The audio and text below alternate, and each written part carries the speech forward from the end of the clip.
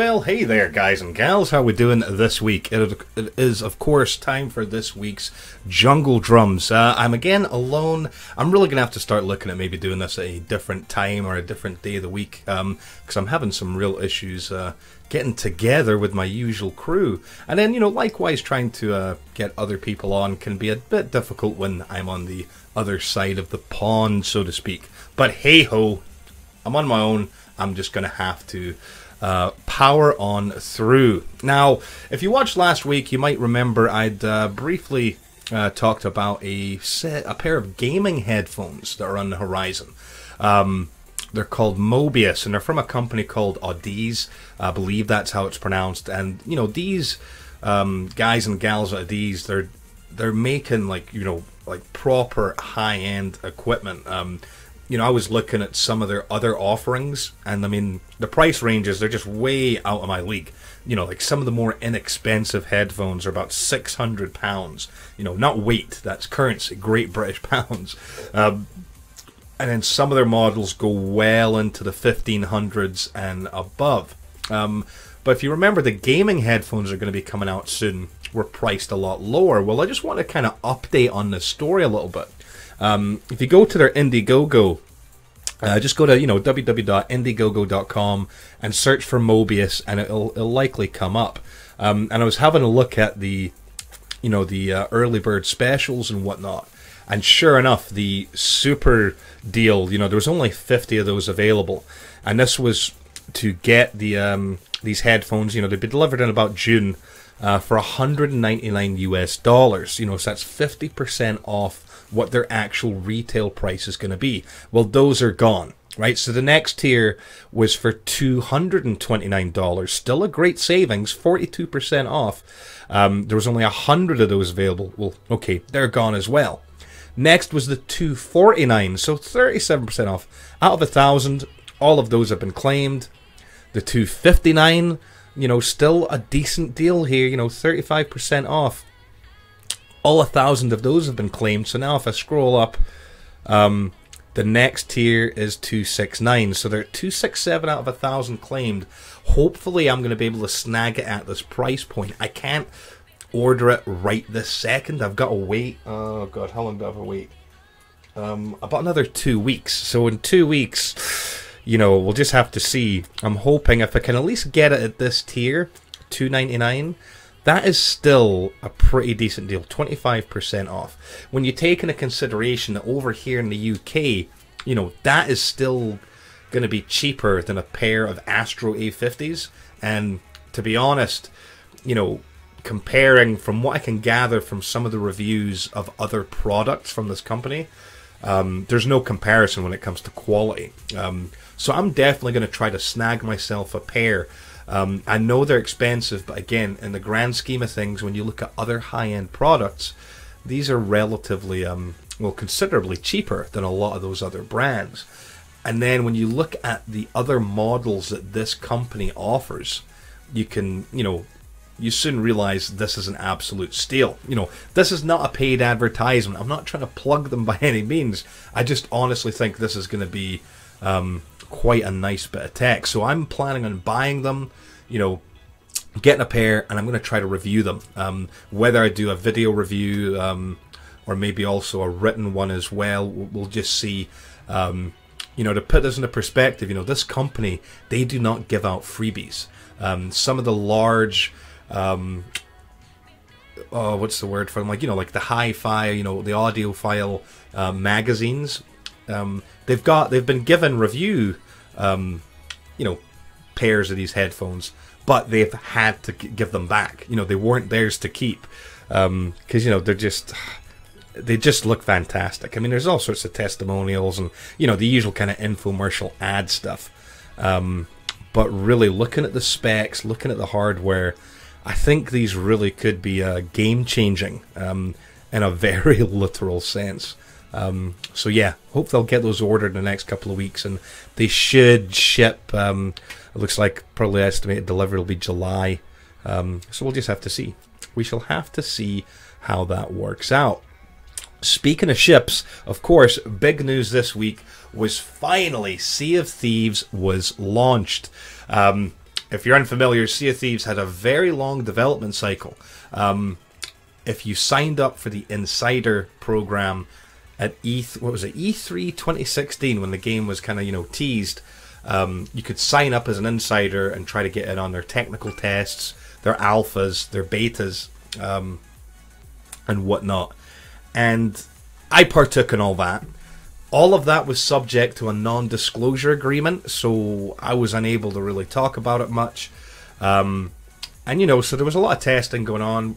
We didn't get to see that much of the world, but now that the game is launched, we can see really what it's all about. But unfortunately, the game did hit some headlines this week. So this one, for example, came from Polygon, and it was about the Sea of Thieves servers, you know, and how they were struggling to handle the demand upon launch. Now, this is where, you know, it's quite interesting because, as per usual, social media blew up, and a lot of critics, you know, a lot of kind of naysayers saying, oh, you know, what in the hell, after all of those technical tests they did, all of the server strain tests, you know, how in the hell could it not be able to handle, you know, the amount of players that actually bought the game, or, well, got Game Pass to play the game? Because remember, if you don't want to pay the full price for the game, you can, of course, subscribe to the Xbox Game Pass, which does work on Windows 10 PCs as well.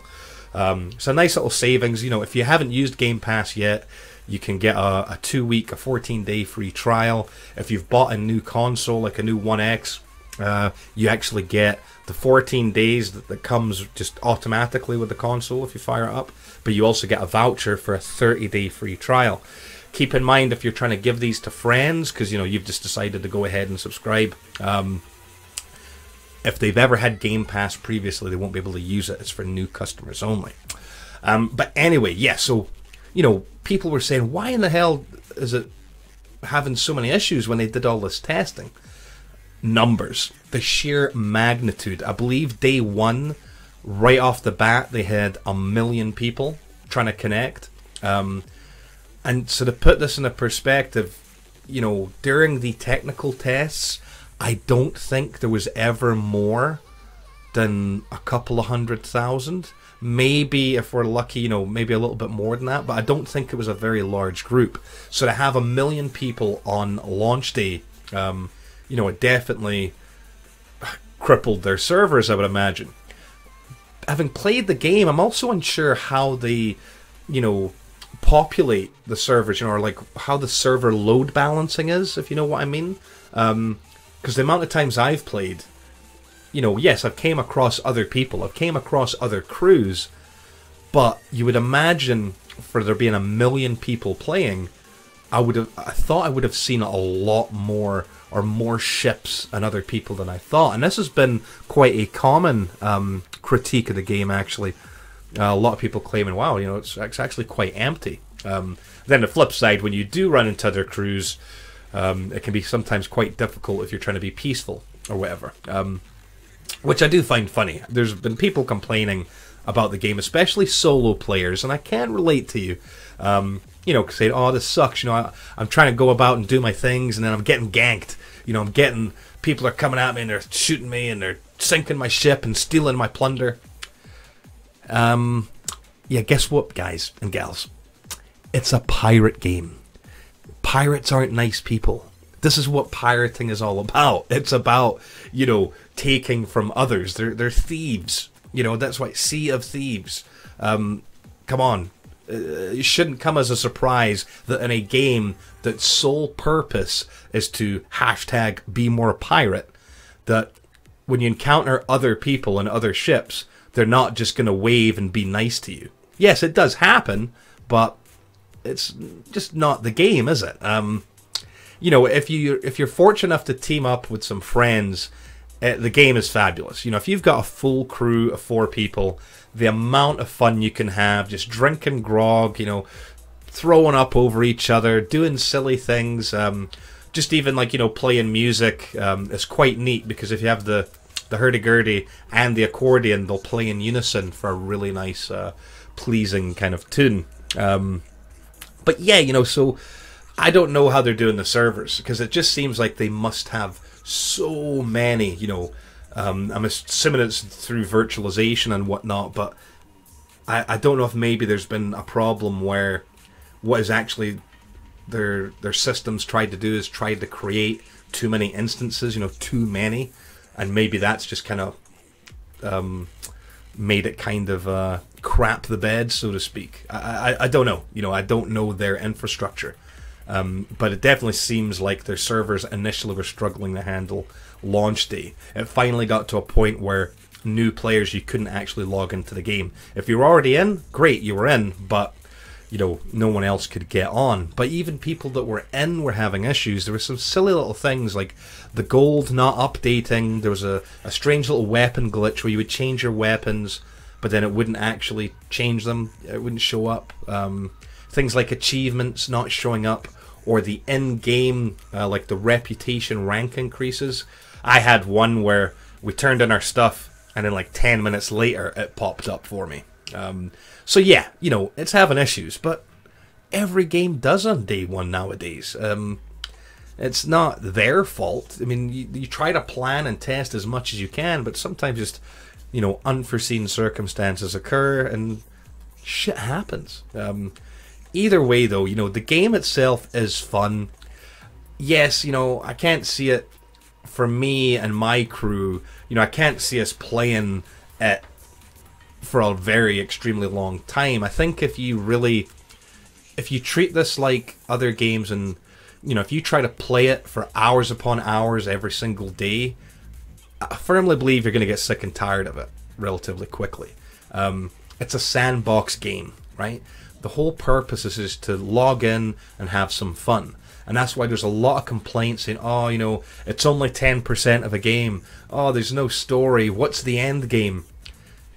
Sandbox titles don't need that. It's not about having an end game. It's not about having a progression system. But even then there kind of is, because of the reputation. You can build up your rep and buy different items and whatnot, which really don't do anything aside from make you look different. But that's what this game is about, and I think a lot of people have missed the point of it, claiming that, it's unfinished, there's nothing to do.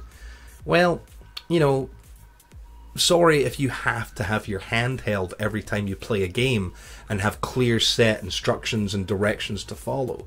Sea of Thieves is not that type of game. It's just a world for you to go in, have some fun, and make of it what you will.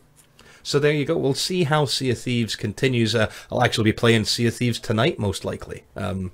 There's some things I'd like to see. For example, like, you can either go in a galleon, which 4 people is perfect for that, or if you've got just 2 people in a sloop, and that seems fine. I feel like a 3-man sloop crew, or 3-person sloop crew would be quite cool. You could do a lot in that kind of remit.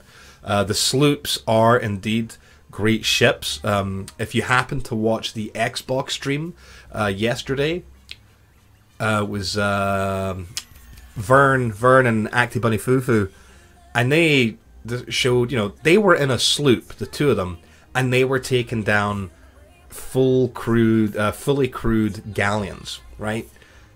So don't think that just because, it's just 2 of you that you've got to run and hide from everything. Your mobility does make it possible to evade and take down bigger ships. It's just, unfortunately, they can get the better of you if you're not careful. But the solo player's experience is a very different one. I have to admit, playing solo can be difficult. I've been trolled several times, but then likewise I've also encountered folk that were extremely nice. So there you go. Again, sandbox game, make of it what you will. Another big thing this week, and of course, well, it was a big deal for me. It should come as no surprise, I'm a fan of Monster Hunter World. I've been playing the hell out of it. Still really enjoying it. I'm doing my end game kind of grind of trying to get, augment my weapons, augment my armor. So there's a lot of things still to do in the game. But this week, just the other day, the update came out with, of course, the Devil Joe. So I've just pulled this up from GameSpot. Talk about the Devil Joe update. and the patch notes were fully released. Now, they did do a reveal stream, and there was a stream last week as well. We kind of had the info. We knew what we were expecting. We knew that Devil Joe was going to be coming in. Of course, with Devil Joe, there'd be armor that would go along with him. There would be weapons. Of course, there's Palico armor as well that looks okay. But there was also a lot of weapon changes. You know, things like with the greatsword, the damage was increased on the charge slashes. With the long sword, the foresight slash, the window to successfully trigger had increased.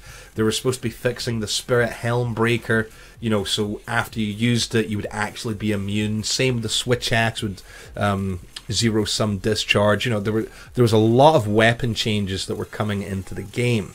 They were also going to be optimizing the data processing to reduce loading times.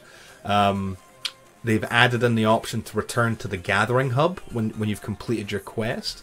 There's a lot of other little good quality of life changes, which we knew about. We knew these were all coming. But yesterday I spent a fair bit of time actually playing. I'm going to actually be playing some more after I finish this. Yeah, it's actually really, really good. The Devil Joe update, Devil Joe itself, in my opinion, is not that difficult. Keeping in mind that, you know, I'm in full endgame, fully augmented gear and a build that is just, you know, wrecks absolutely everything and self-heals. I've got all the mantles, which that's another nice little Brucey bonus that we did not realize. A new mantle was added in this update, which is the Dragon Mantle, which increases dragon resistance and also dragon attack. We don't know yet if it affects Elder Seal. We're going to do a bit of testing, actually, my crew and I, and see what we can find out. But no, the Pickle, as you know, Devil Joe is known, he's not that difficult in my opinion. He is frustrating because he's so large. Depending on what weapon you use, sometimes you can only really get hits on his legs, and occasionally the tail or head if he swings in close enough. If you're using ranged weapons, you're probably going to have less issues. But that said, even with a ranged weapon, he moves very quickly. Because he's so large, he can close ground in the blink of an eye. He does a lot of twisting and turning. So for me, as a longsword user, trying to do my Spirit Helm Breaker makes it quite difficult. Because I could maybe line up on his tail, and then when I go up in the air and come down in that down sweep, he's already 100 yards over there. So he can be frustrating, but not really too difficult. But it's a good fight, and then seeing how he interacts with the other monsters is just fab. There's a handful of monsters that he has unique animations for when he enters the turf war, and it is pretty cool seeing Devil Joe just pick up a beast and shake it around, and then actually try to use said monster as a weapon against you. And then also, once a B-52 pops in, which of course is Basil Goose, seeing Basil Goose and Devil Joe going toe-to-toe is absolutely fantastic. So yeah, the update is pretty sweet. You know, I've already made, the highest longsword I could. I've made a great sword. I've made the armor, I think everything except for the helmet, but I'm not too worried about that because I just teamed up with the Dragon King eye patch. And it's a decent set just like that, because of sharpness, and then of course weapon exploit, weakness exploit, sorry, on the headpiece and stuff, latent power. The perks are pretty good. The armor set though doesn't have a set bonus like most of the other armor sets, so that's a bit disappointing. But overall, pretty cool armor set. Just gives you, a new build, a new kind of way to play the game. That's what makes it quite fun when you play with different builds and different perks. It must be said that the weapons have a really high attack rating. If you compare it to, for example, the Nergigante weapons, right, the Rarity 8s, which are pretty hard hitting, pretty strong, high Elder Seal and a decent amount of dragon damage, the Tier 7, Rarity 7 Devil Joe weapons have significantly higher attack power than the Nergigante weapons, have more dragon attack power, and it can also be raised higher than the Nergigante weapons. but they do have lower affinity. They start off with negative affinity. But that being said, I've already, I'm using a Rarity 7 Devil Joe weapon, and it's soon becoming a favourite over my Nergigante, so there you go. But yeah, they've done a lot of great changes. More is to come, of course. There's going to be the Spring Blossom Festival, I think it is, coming up soon. The Mega Man Palico outfit, the Devil May Cry crossover. In the meantime, there is a new piece of DLC if you want to download the Chef's outfit for the Handler. Depending on whereabouts in the world you live, it's over here is just think a little bit over £2, so probably $2 or $3 or whatever over in the States. So you can add that and have your handler looking a little bit different. But yeah, pretty cool for a first update that's free. The team, it looks good. It plays well. Like I said, I'm going to be playing more of it today, so I'm quite pleased with the Monster Hunter World. Like I said, it's still a 10 for me. I love that game. Another game that, actually not a game that I love really, but I know plenty of folk out there do love, and of course that is DayZ. So I got a bit of news here from WCCF Tech, and this is talking about DayZ on consoles. The headline saying that DayZ runs at 1080p at 50/60 FPS on Xbox One X. Will support 4K at 30. Crossplay with PC is unlikely. So, basically, last month, Bohemia Interactive had confirmed that DayZ would definitely launch on Xbox One this year. Now, whether that's going to be on the game preview program, similar to how Ark was and whatnot, or if it's just going to be a full-blown release, we don't know. There's no details of that. But at the GDC this year, Bohemia actually had an early version, an early build of DayZ running on console. So that way they could, the press could have a bit of a look. So as you can imagine, a whole bunch of questions were popping up from the press and the community, saying, hey, how's it running? How's it running? And so the way it looks is allegedly that the current build, so keep in mind this is still going to be a relatively early build, and not necessarily representative of the final product, is peaking somewhere between 50 and 60 frames per second on the Xbox One X, running at 1080p, right? So not bad. I mean, that's what kind of you would expect, just based off other games that have been enhanced for the Xbox One X. There's plans to support 4K resolution, but that'll obviously be at 30 frames per second. But one of the big questions that remains is, okay, but how's it going to run on the base console? So there's no clear answer on that. I mean, it's probably going to be aiming for 30 FPS. I mean, most of the console games do. But if it's going to be 1080p or 900, well, that's up in the air. Now, don't worry, PlayStation lovers, you're not getting left out, because, of course, it will be coming to the PlayStation as well. They had tweeted out, someone had tweeted saying, okay, hey, is it going to be coming to PS4? And so just on the 21st, so Wednesday this week, the development team did tweet out saying, we are also working on a PlayStation 4 version. I want to provide more details about that soon. So it will be coming to PS4, no doubt. Similar to the One X, the PS4 Pro will have, a performance increase as well, I would imagine. And, probably not too much of a difference between them. If anything, when it comes to the base consoles, the game will probably run better on PS4 than it would run on the base Xbox. Or if anything, it'll run at a higher resolution, because there's a lot of games that are definitely kind of working that way. Monster Hunter World, prime example.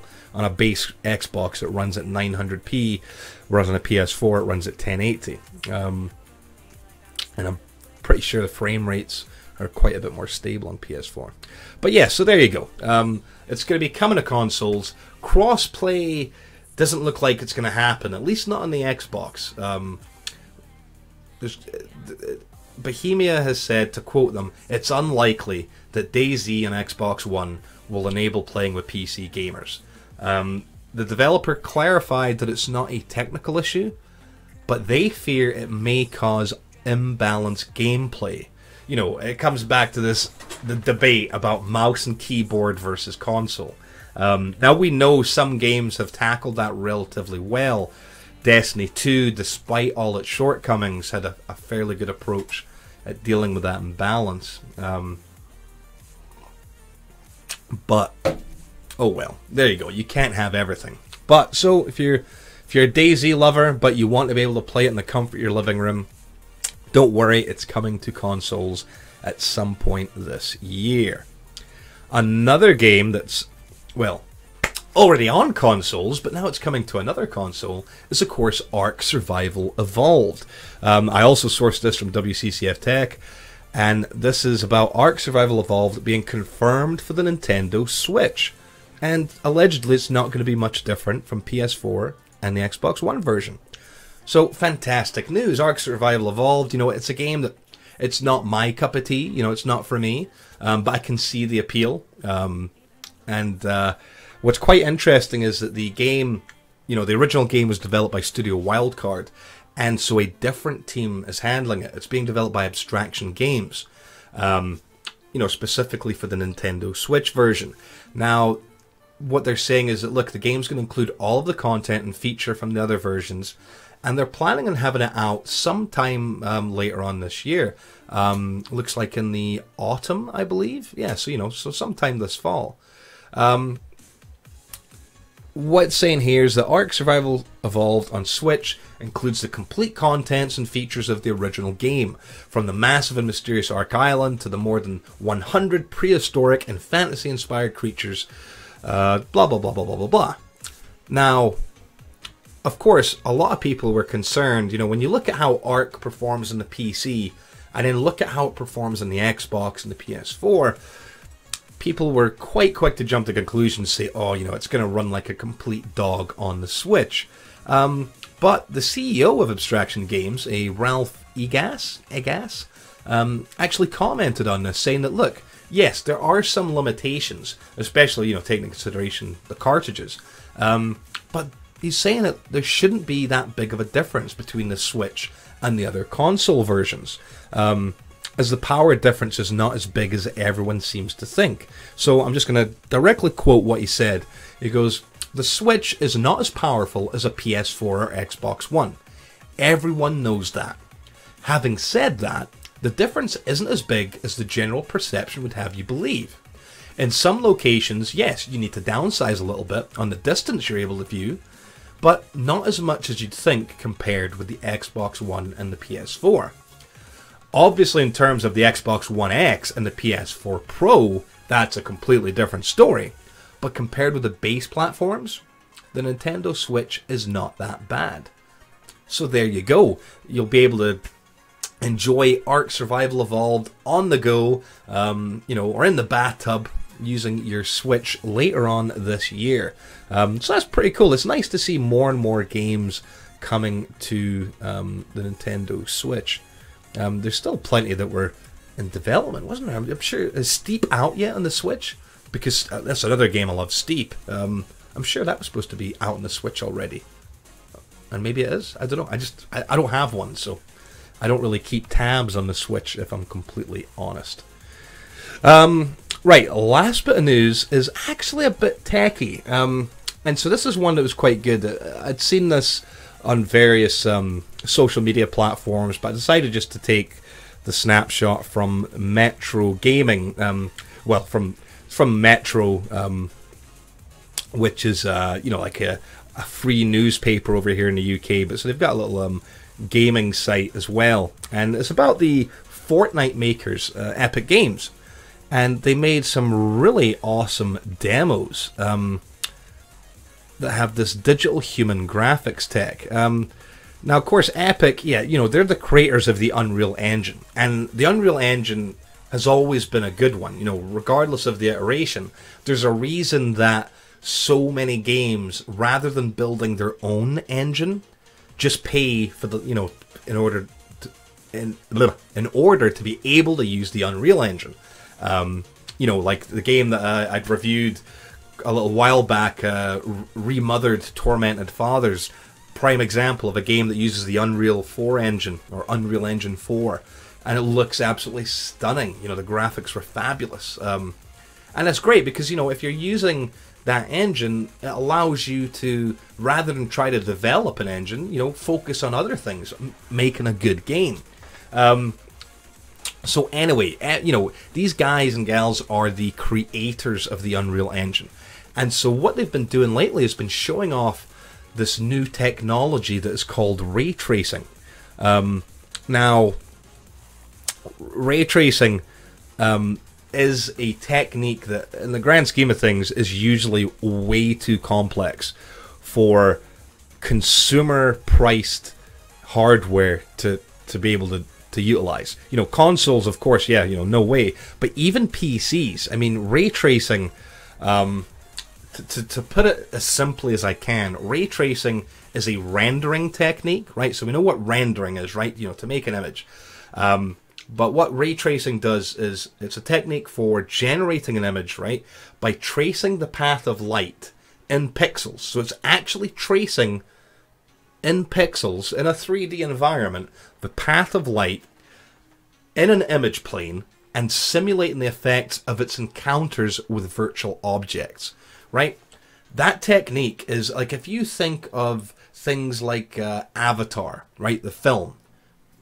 Perfect example. How realistic does that look? You know, there's plenty of other films out there that the CGI has went to a level now that it can sometimes be hard to discern what is actual real life and what is CGI.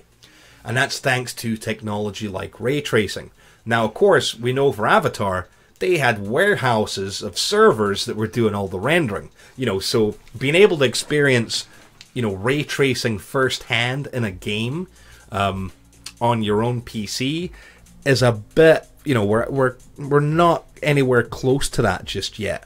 But some of these demos they released are just absolutely fantastic. If I this is going to cut it off a little bit, isn't it?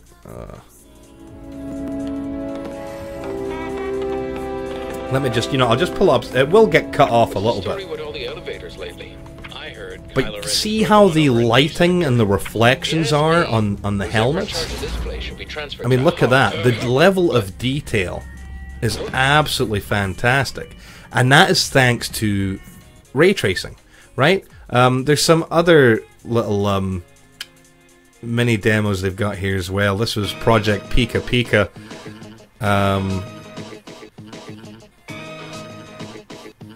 And so this is basically a self-learning AI experiment. As you can see, again, if you look at the reflections, the way that things are being rendered, it's just absolutely fantastic. The depth of field, it's absolutely stunning. And then the big one that really got the headline this week was how... Hello, I'm Siren, and I'm a digital human. Realistic. I was created by an international team. Look at this. If you didn't know, I'm fairly confident most people would just think that that was an actual, you know, this was just video. Because I mean, in my eyes, skin, and hair. Cool, right? But so realistic. It's absolutely amazing. But it's okay. That's all cool, right? That's really neat and that's really pretty. Okay, why is this a big deal? Well, because what they're doing, this ray tracing, is currently still in Unreal Engine 4. You know, it's quite it's quite interesting. You know, yes, consumer PCs can't handle that just at this minute. You know, but they were able to use Volta GPUs. And they did need exceptionally powerful hardware, but it is possible, right? With, you know, a bit of Microsoft and Nvidia teaming up, managed to actually pull this off. It's just amazing. I mean, you look through. Where's another one? Is there? Here's one here, I believe. Tomorrow. And tomorrow. Oh, sorry. Help if I switched over. And tomorrow. Creeps in this petty pace. I mean, it does. It just looks absolutely fantastic. But why people are really kind of getting interested is, you know, okay, Epic, we know they make games. So why are they doing this? Is this, you know, is the next iteration, you know, of like the Unreal Engine 5, are they going to be able to find a way to implement ray tracing into, you know, bundle it in such a way that you don't need the most extreme of computers to make it possible? Will the next iteration of NVIDIA cards, because remember, NVIDIA is closely involved in this project, is it possible that the next generation of NVIDIA cards is going to have ray tracing technology in it and be able to run it at a decent speed? Nobody knows. It's really just, you know, they're just demos at this point. And if anything, we're probably quite a few years off. But, you know, the funny little kind of catch, or the tagline here is, is this what Fortnite 2 could possibly look like? You know, who knows? But it's really, really interesting. If you're interested in that type of, you know, the technological advancements when it comes to graphics and games, the stuff that Epic is doing at the minute is amazing. And considering the success of, you know, some of their recent titles, especially Fortnite. Now, yeah, I know Fortnite BR is free, but, you know, when you think about all the type of exposure they're getting thanks to the content creators, and then, of course, you know, there's microtransactions, right, isn't there? I'm sure they've got plenty of cash to put into their R&D programs. So it's quite interesting, you know. Allegedly, and again, it's way too early to say anything, but allegedly this type of technology could very well be included in the PlayStation 5. And I mean, I tell you what, if the PS5 is able to give us graphics like that, wow, that is going to be fantastic. It'd be really nice to see. Can you imagine like some of the, like a Metal Gear game with, you know, you know, Metal Gear games have always had decent graphics, but, you know, something like that, oh, it'd be amazing. You know, it reminds me of Death Stranding. Death Stranding looks like it has really good graphics, but this stuff here with the ray tracing, it's just on another level completely. Right, I do believe that'll do us for this week. I was hoping to find some, you know, actual hardware related stuff, you know, as far as when it comes to CPUs and video cards. But we're kind of, again, one of these weird little slumps. We're on the cusp. We know stuff's coming, but we're just kind of waiting for it. So we'll just have to see. In the meantime, look, you know, make sure to check out the Scholarly Gamers website, www.scholarlygamers.com. Plenty of articles, reviews, other video content. You know, pop by the Scholarly Gamers Discord sometime. And, you know, just use the hashtag Scholarly Gamers to search online for all sorts of great content, whether it's streams, videos, articles, or reviews. I'm going to try to see if I can't maybe change the day of this, because, you know, it's not that I'm getting bored of talking to myself. It's just that, you know, I much more enjoy the show when we have, you know, a bit of debate, a little bit of discussion. And unfortunately, the last few weeks, I have not been delivering that. So I'll see if I can rectify that for next week. But in the meantime, stay safe, have fun, get out there and play some Sea of Thieves if you can. Check out the updated Monster Hunter World. And of course, hey, PUBG Mobile's already out, so give that a shot as well. Right, I'll catch you later, folks. Take it easy.